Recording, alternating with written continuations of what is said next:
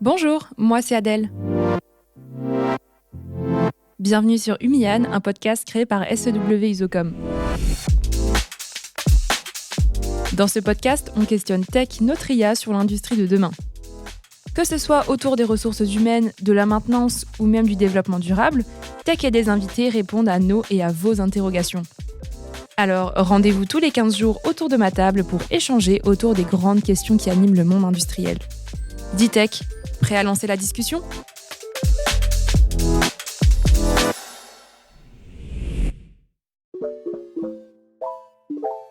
Aujourd'hui, on s'arrête sur une aspiration de plus en plus présente dans les esprits, celle de trouver un sens dans son travail. Mais qu'est-ce que ça veut dire en vrai ? Soyons honnêtes, même en milieu industriel, on ne vient pas au travail uniquement pour faire tourner des machines ou remplir des indicateurs. Ce qu'on cherche, c'est aussi du concret, de l'utilité, une bonne dose de fierté et parfois un peu de reconnaissance. Mais voilà, les choses bougent vite, très vite. Entre l'IA qui débarque sur les lignes de production, l'automatisation qui change la donne et les métiers qui évoluent à toute vitesse, on peut se demander comment continuer à donner du sens à ce qu'on fait, comment construire un travail épanouissant qui motive les équipes et attire les jeunes générations. Dans cet épisode, je suis accompagnée d'une table ronde 100% féminine avec Hélène Wendling, coach en entreprise et ex-DRH de Puma. Bonjour Hélène. Bonjour. Et Amandine Podrazik, coordinatrice Performance chez SEW Isocom. Donc Performance qui est le projet d'entreprise et Amandine coordonne ce projet, notamment avec le développement de la qualité de vie au travail et l'avènement de la RSE pour la partie sociétale. Bonjour Amandine. Bonjour. Évidemment, comme pour chaque épisode, demandons d'abord à Tech son avis sur le sujet. Dis Tech, dans un futur de plus en plus digitalisé, comment imaginer un travail porteur de sens et épanouissant ? Dans un futur de plus en plus digitalisé, où l'IA et l'automatisation redéfinissent en profondeur les métiers, imaginer un travail porteur de sens et épanouissant revient à recentrer la place de l'humain dans le monde professionnel. Si les machines prennent en charge les tâches répétitives, l'humain doit se concentrer sur ce qui fait sa singularité, la créativité, l'empathie, le jugement, le lien social. L'entreprise de demain devra proposer un cadre de travail plus souple, plus humain et plus engagé, dans lequel les collaborateurs comprennent leur utilité, peuvent apprendre en continu, s'exprimer, et contribuer à un projet collectif aligné avec leurs valeurs. Le sens ne sera plus seulement une question de poste, mais de culture, de finalité et d'impact. À condition, bien sûr, que l'entreprise elle-même sache pourquoi elle existe.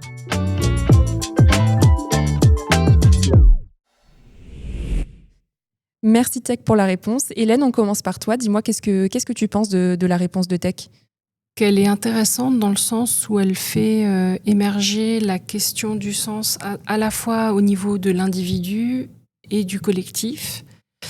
Et que finalement, on intègre l'IA dans les pratiques professionnelles de la même manière qu'on a intégré l'industrialisation à une époque.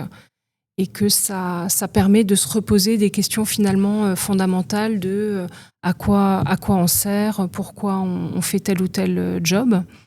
Et donc la réponse de l'IA était plutôt complète, intéressante, et elle ouvrait des perspectives sur à quel niveau on doit lire les choses. Est-ce que c'est un niveau individuel ? Est-ce que c'est un niveau collectif ? Et quelle est aussi la raison d'être du travail, quoi. Est-ce que le travail doit faire sens ? Quelle est sa place ? Est-ce qu'on doit forcément trouver le sens au travail ? En fait, ça ouvre beaucoup de pistes de réflexion. Amandine, est-ce que tu avais quelque chose à rajouter sur la réponse de l'IA ? Alors moi, je suis assez d'accord avec les propos d'Hélène. Je rajouterais quand même qu'il y a un aspect qui est éludé, c'est que la quête de sens, alors effectivement, le travail a son rôle à jouer, mais pas que, puisque finalement, la quête de sens, c'est quelque chose qui a trait à la co-responsabilité. Et donc, l'individu aussi a sa part à jouer dans cette thématique-là. Donc, ce que tu es en train de dire, c'est que non seulement l'entreprise a un rôle à jouer là-dedans, mais l'individu lui-même doit trouver lui-même son sens au travail. C'est ça. En fait, l'individu peut être accompagné par l'entreprise, mais par contre, c'est aussi à l'individu lui-même de se poser les bonnes questions. Qu'est-ce que je fais ici ? À quoi je sers ? Etc. Donc, effectivement, c'est aussi du domaine individuel. Hélène, tu l'évoquais juste avant, mais en fait, c'est pas la première fois qu'on se pose ce genre de questions. Par exemple, c'est pas la première révolution industrielle qu'on vit. Est-ce qu'au final, on reviendrait pas sur les mêmes fondamentaux ? Alors, effectivement, il y a des questions qui sont similaires de si on automatise, si on on processise certaines tâches, quelle est l'utilité de la personne qui va travailler. Donc là, il y a des similitudes. Par contre, ce qui est intéressant, et la différence, c'est aujourd'hui la vitesse à laquelle ça se passe. Avec l'IA, en fait, il y a une accélération importante et les capacités qui sont beaucoup plus grandes. C'est-à-dire qu'avant, on était sur des choses qui étaient très mécaniques, mais là, on peut avoir du remplacement au niveau des réflexions, des raisonnements. Et donc, ça donne encore plus de profondeur et plus d'amplitude à cette révolution-là. Et c'est là où c'est un peu différent. C'est sur ces deux axes, je dirais, qu'il y a un écart. Mais au final, on en revient à se demander si je ne sers plus à telle ou telle tâche, à quoi je sers et donc quelle est mon utilité. Et c'est ça que ça amène, ce genre de révolution et de changement de paradigme, remet ce type de questionnement sur le devant de la scène, quoi. Au final, c'est des questions qu'on ne cessera jamais de se poser. Oui, effectivement, c'est vrai que justement, à chaque changement amène finalement son lot de comportements. On peut mettre ça justement en phase avec les étapes du changement, où finalement on a une courbe au début, donc effectivement on est sur le choc, après le déni, le fait que finalement après on se remobilise et puis après derrière on réussit à trouver dans la contrainte un atout. Là justement c'est peut-être de se dire qu'au final on est au tout début de cette courbe, de se poser la question si on n'est pas entre le choc et le déni, et de se dire finalement aujourd'hui, on a l'automatisation qui commence finalement à prendre le devant de la scène. Tout ce qui est IA, effectivement, également, qui devient de plus en plus prégnant dans le quotidien. Mais finalement, une fois cette étape du choc passé, de cette étape où on va se dire qu'est-ce que ça va amener comme transformation dans mon quotidien, comment finalement je peux y trouver des atouts en fait, dans mon quotidien. Comment est-ce que je peux peut-être mieux travailler dans mon quotidien, dans mon avenir, etc. Quelles sont les transformations positives que je peux avoir ? Je me permets de rebondir sur ce que tu dis, parce qu'effectivement, dans le modèle dont tu parles, qui est la courbe du changement, la courbe du deuil, il y a aussi, dans certains cas, il parle de ce qu'on appelle le cadeau caché, qui est la surprise qui arrive une fois qu'on a passé tous les cycles du changement et qu'on s'est reprojeté dans une nouvelle réalité. À ce moment-là, il y a des événements qui se produisent qui ne se seraient pas passés, des choses qui arrivent qui ne se seraient pas passées s'il n'y avait pas eu le changement, et c'est ce qu'on appelle le cadeau caché. Donc en général, quand on met le doigt dessus, c'est toujours très plaisant. Donc c'est ce qui attend en général à la fin de la courbe du changement, c'est le cadeau caché. Et puis après, c'est vrai que finalement, chaque changement amène aussi un retour aux sources à un moment donné. On le voit aujourd'hui, alors surtout sur le thème de la RSE, on voit des pratiques anciennes qui reviennent à la mode. Par exemple, dans certaines villes françaises où on va retrouver les chevaux qui vont faire la levée de déchets, qui vont emmener les enfants à l'école. Il y a tout ce qui est éco-pâturage, où on revoit des moutons tondre le gazon plutôt que finalement les tondeuses à gazon mécaniques qu'on connaît. Finalement, parfois, on se dit il y a du changement, il y a de l'avancée, mais parfois, il y a aussi un retour aux sources qui est fait. Et donc, c'est aussi se poser cette question-là. C'est intéressant ce que tu dis, parce que finalement, c'est comment quelque chose qui est à la fois en train d'accélérer, d'aller très vite, permet dans le même temps de ralentir et d'avoir un rapport plus posé à certaines choses, quoi. Et c'est ce mélange des deux, c'est ces deux facettes-là qui sont intéressants, qu'il est intéressant de conjuguer, en fait. C'est l'accélération technique, la vitesse, la rapidité, et justement prendre le temps de faire les choses différemment, quoi, pour revenir aux sources, comme tu disais. Ouais. Pour revenir sur la partie des nouvelles technologies, Amandine, j'ai une question. Est-ce que les nouvelles technologies, elles changent le pourquoi on travaille, ou est-ce qu'elles changent juste le comment on travaille ? Alors, c'est une question à laquelle il est compliqué de répondre. En fait, je vais citer un exemple. Alors, récemment, dans la société que tout le monde connaît, qui est la société Amazon, on a le PDG qui a envoyé une missive aux collaborateurs pour dire finalement, il y a, avec l'avènement de l'IA, avec l'avènement de l'automatisation de plusieurs tâches, il va y avoir une coupe des effectifs. Et de se poser la question, en fait, en tant que collaborateur, à quoi je sers ? Et est-ce que mon travail me permet de rester dans la société, ou est-ce que finalement il va être automatisé par l'IA ? Donc en fait, il invite finalement ses collaborateurs à être curieux et essayer de trouver de nouvelles pistes. Donc, sur le sens premier, en fait, finalement, l'IA, là, dans cet exemple concret, elle force les collaborateurs à trouver un sens à leur travail parce que finalement, derrière, il y a potentiellement une coupe des effectifs et donc derrière, finalement, un impact humain qui est très important. Après, pour autant, les métiers de la tech sont quand même des métiers qui sont très automatisés, où on peut beaucoup faire appel à l'intelligence artificielle. Sur l'industrie, effectivement, il y a des process qui peuvent être automatisés, qui peuvent faire appel à l'IA. Je pense qu'en fait, par contre, il ne va pas y avoir le même impact suivant finalement le domaine dans lequel on travaille. Le domaine de la tech peut finalement amener ces questionnements. Le domaine industriel, on aura peut-être potentiellement toujours besoin d'un humain, ne serait-ce que pour aider l'IA à bien travailler. Et en fait, on voit aussi des nouveaux métiers émerger au final. Et après, sur cette question du pourquoi on travaille, on revient sur la question du sens, et c'est pas forcément la technologie ou la manière dont on travaille qui va définir le sens de ce qu'on fait.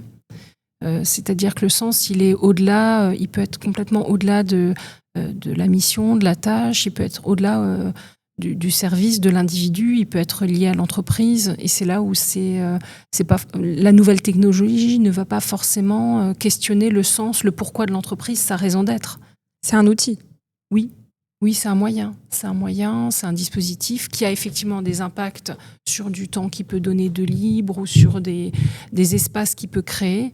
Mais la raison d'être, si on reprend le cercle d'or de Sinek, la nouvelle technologie ne va pas forcément changer le sens, le pourquoi de l'entreprise.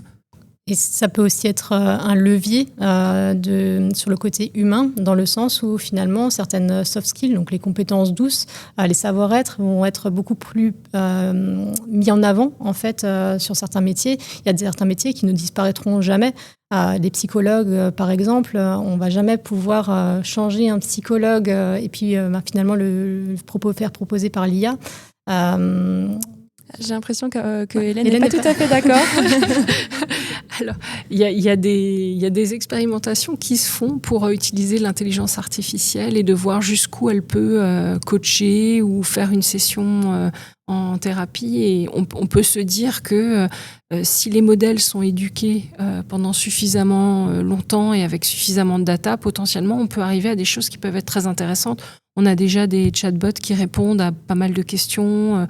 Donc, est-ce que ça n'arrivera jamais ? Ça, on ne sait pas. Par contre, il y a quelque chose, sans pour autant que ça mette en péril les métiers. Mais peut-être que ça fait bouger les métiers plus. C'est plus faire bouger le métier que de le mettre en péril. C'est très intéressant.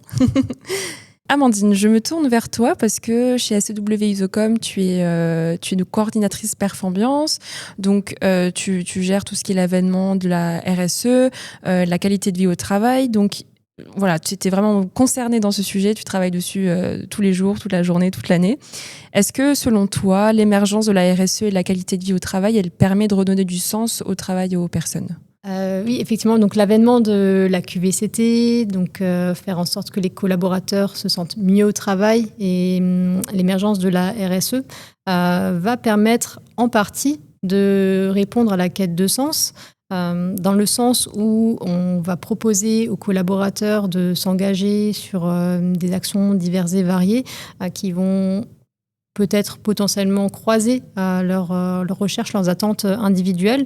Donc, par exemple, si je reprends l'exemple de SEW Usocom, on a en place des événements annuels où on va proposer finalement des actions tantôt sportives, tantôt solidaires, caritatives, où on va essayer justement de croiser les besoins de chaque collaborateur. Pour autant, encore une fois, la quête de sens, c'est quelque chose d'individuel. Donc, les entreprises vont faire en sorte de proposer des actions à lesquelles les collaborateurs vont pouvoir s'engager ou non. Mais pour autant, ce n'est pas forcément juste la responsabilité de l'entreprise, c'est aussi une question individuelle. Là où la QVCT et la RSE peuvent aussi avoir des leviers, c'est sur ce sentiment de collectif, d'avoir une utilité qui soit portée par l'ensemble des collaborateurs.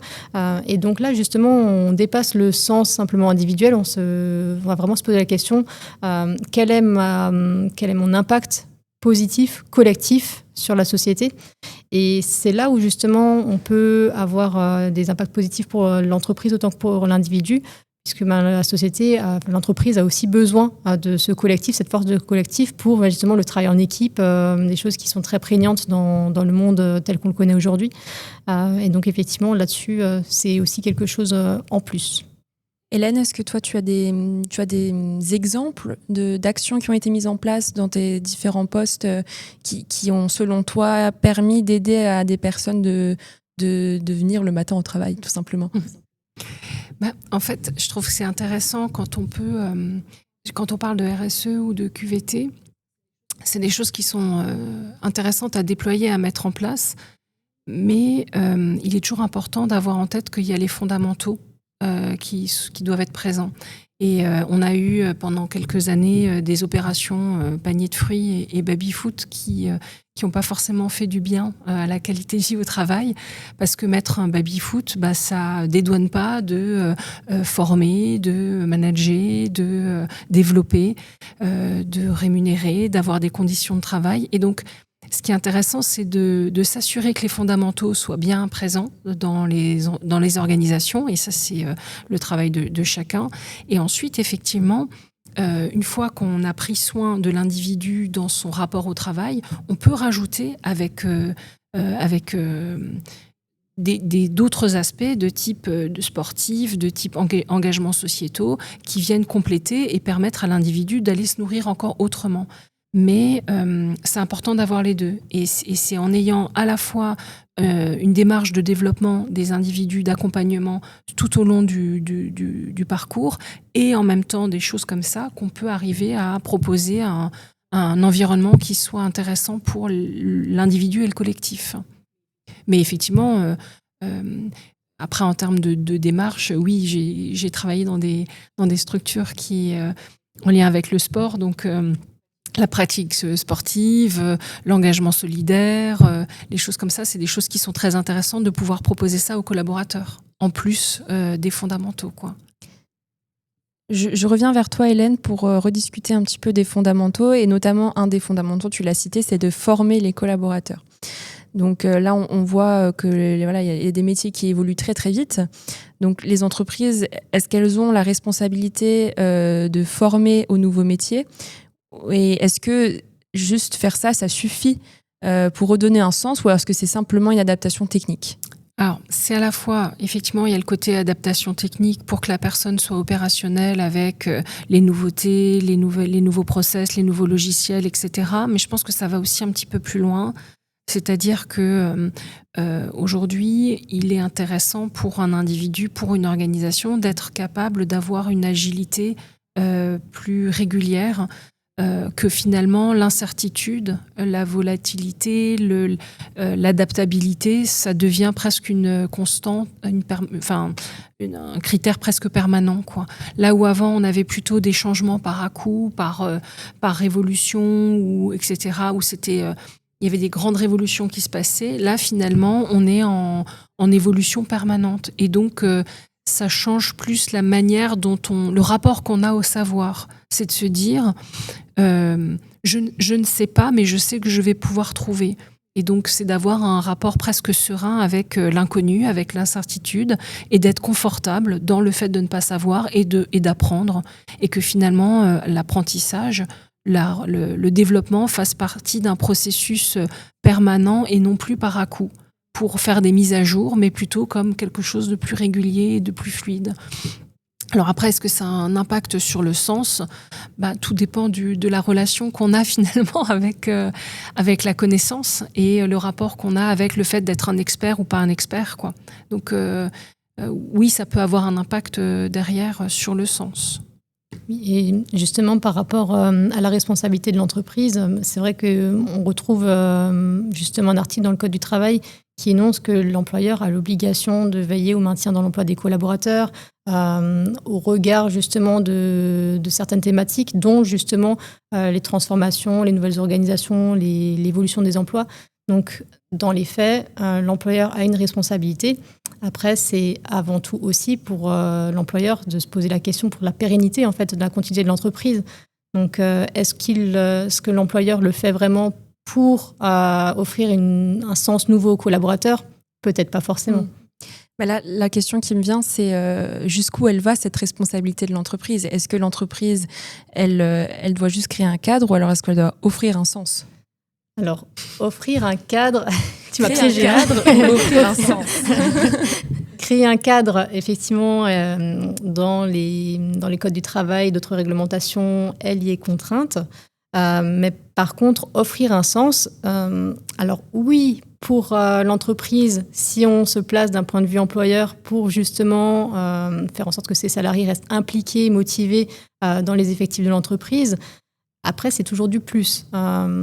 C'est pas forcément à l'entreprise à 100% d'offrir un sens, de faire en sorte que le collaborateur se dise je viens travailler ce matin parce que. Oui. Il n'y a pas de texte de loi qui dit l'entreprise doit faire ci, ça. Voilà, pour le moment pas. Est-ce que vous pensez que ce serait envisageable? Avec la réglementation, tout est envisageable. Après, moi, ça me fait penser un peu à l'histoire du tailleur de pierre. C'est-à-dire, vous avez 2 tailleurs de pierre. Il y en a un qui forme des briques et l'autre, il construit des cathédrales. Ils font les deux, ils ont la même activité, mais il y en a un qui met un sens un peu différent. Donc, est-ce que c'est la responsabilité de l'individu de dire où je taille des pierres, où je construis des cathédrales, ou est-ce que c'est la responsabilité de l'entreprise de partager cette vision-là et d'embarquer après ceux qui ont envie de construire des cathédrales, de le faire, et puis ceux qui préfèrent tailler des pierres, que c'est OK aussi. Après, est-ce que c'est une obligation? Non, mais ça, c'est toujours plus inspirant, et c'est vrai que ça engage, il y a une notion d'engagement, de motivation derrière à contribuer à quelque chose de plus grand que la simple tâche qu'on exécute, quelle qu'elle soit, quoi. Là, on parle beaucoup des salariés et du sens qu'ils ont à leur travail, mais au final, Hélène, l'entreprise, avant toute chose, elle doit aussi avoir un sens. Elle peut.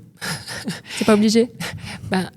Après, c'est les histoires de culture d'entreprise, c'est la vision que l'entreprise veut, ce à quoi elle sert. Et là, j'ai envie de renvoyer vers la vidéo de Simon Sinek sur le cercle d'or, qui explique pourquoi les entreprises qui ont un sens clair et posé vont être plus engageantes que les autres. Là-dessus, justement, alors avec l'avènement de la RSE, on voit aussi l'essor de certaines entreprises qui s'appellent des entreprises à mission, c'est-à-dire des entreprises qui, en plus de l'objectif lucratif, donc créer un chiffre d'affaires, d'avoir un bénéfice, c'est de se dire finalement, en plus de cet objectif-là lucratif, de se poser la question en quoi je peux m'engager sur des objectifs positifs sur mon environnement ou sur la société. Et donc, en plus de ça, donc simplement, effectivement, l'entreprise va non seulement se donner des objectifs, mais aussi l'inscrire dans les statuts. Donc, c'est-à-dire qu'aux yeux de sa gouvernance, elle se donne aussi cette mission-là d'avoir un impact plus positif pour la société. Donc là, on peut se poser la question si finalement ces entreprises-là ne sont pas des entreprises qui sont plus avancées que les autres, en se posant la question elles-mêmes de à quoi elles servent au niveau de la société et comment elles peuvent avoir un impact plus positif vis-à-vis d'elles. Alors moi, j'ai vu récemment pas mal d'entreprises assez connues. Je ne sais pas si c'est à ça que tu fais référence, Amandine, mais plusieurs entreprises en fait, qui reversent par exemple 1% de leur chiffre d'affaires pour des associations. Alors ça peut être un exemple d'action, mais là, c'est vraiment se dire mon entreprise, elle a une raison d'être. En fait, ça, c'est vraiment le terme qui est appliqué. C'est j'ai une raison d'être, je suis là pour faire en sorte que finalement, ma société contribue à mon environnement global. J'ai pas d'exemple là en tête précisément. Si jamais j'en ai un, ce qui me revient, je te le dirai, mais oui. Je vais reprendre un exemple que j'ai bien connu. Il y a des sociétés qui avaient pour ambition de rendre le monde meilleur grâce à la pratique du sport, par exemple. Voilà, ça peut être des raisons d'être. Ou si finalement, dans une entreprise pharmaceutique qui va se mettre dans ses statuts en termes de raison d'être, je vais sauver des vies parce que finalement, je vais adopter une politique un peu plus intensive par rapport à tout ce qui est médicaments, etc. Ça peut être des exemples comme ça. Et quand vous dites voilà, qu'une entreprise qui a un sens clair et posé, elle est plus engageante. Et effectivement, moi, je me mets à la place de quelqu'un qui va postuler dans une entreprise. Je vais être plus touchée par une entreprise qui va me dire bah voilà ce que je fais pour la société, pour le monde, plutôt qu'une entreprise qui me dit bah voilà, tu vas faire ça comme travail et après ce qu'on en fait derrière, tu sais pas trop. C'est ça, par exemple, si je prends l'exemple de SEW Isocom, finalement, tu vas faire des moteurs et tu nous rejoins parce que finalement, grâce à toi, tu vas contribuer à faire en sorte que les gens puissent récupérer leurs valises à l'atterrissage de l'aéroport. Ils vont pouvoir aller à Europa Park, s'amuser dans les parcs d'attractions, etc. C'est complètement différent. Ouais, c'est pas du tout le même discours et pourtant... Peut-être une entreprise, je ne sais pas si ça existe, mais est-ce qu'une entreprise pourrait faire le choix de ne pas dévoiler forcément son sens ou bien est-ce qu'il n'y a pas trop d'intérêt ? Non, il n'y a pas d'intérêt. Au contraire, partager en fait la vision et le sens, c'est donner la possibilité aux gens de se dire est-ce que ça me parle ? Est-ce que je me connecte à ça ? Est-ce que ça vient me nourrir ? Et donc, je fais mon job pour autre chose que juste des raisons purement alimentaires qui sont OK, hein, mais là, j'ai ça en plus, quoi. Quand on regarde les nouvelles entreprises, les nouvelles industries en particulier, on voit que des choses ont été mises en place pour réduire la pénibilité de certaines tâches, que certaines tâches soient automatisées. Donc, est-ce qu'on pourrait partir peut-être du postulat qu'on va travailler mieux et plus longtemps, ou alors est-ce que c'est une utopie ? Je pense que si on regarde sur les dernières années et qu'on prend sur les derniers siècles, on travaille quand même globalement, alors selon les pays, mais mieux et plus longtemps. Et après, c'est qu'est-ce qu'on fait finalement de ce temps supplémentaire, ce temps libre supplémentaire, ce temps de cerveau supplémentaire ? Comment on réalloue finalement les ressources sur d'autres choses ? Donc, si certaines tâches ne sont plus faites par l'homme, si certaines choses sont automatisées, ça laisse de la place pour travailler sur d'autres sujets.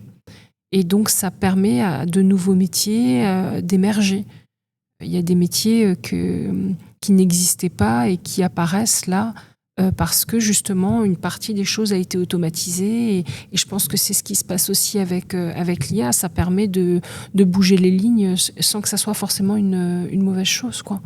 Et justement, pour l'avenir, si, admettons, on se met dans un avenir alors lointain où... les temps seront effectivement, les temps de travail seront différemment répartis.